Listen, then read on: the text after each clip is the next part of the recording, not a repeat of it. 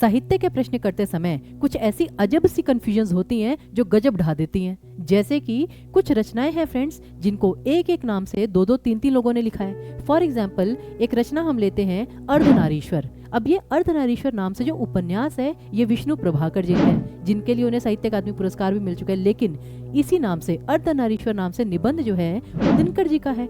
उसी प्रकार त्रिशंकु नाम से अज्ञेय जी की भी रचना है, मन्नू भंडारी जी की भी रचना है।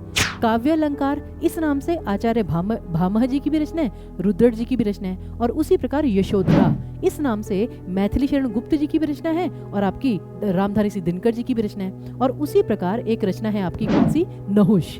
ये नाटक जो है गिरिधर जी का नाटक है और जो कविता है वो मैथिली शरण गुप्त जी की है। तो मेरी आपसे रिक्वेस्ट है कि जब भी हम ऐसी रचनाओं का प्रश्न करते हैं और पेपर में अगर आता है तो सबसे पहले आपको ये देखना है कि फेमस उसमें जैसे क्या है। जैसे कि यशोधरा सुनते ही सबसे पहले हमारे माइंड में मैथिली शरण गुप्त जी का नाम आता है।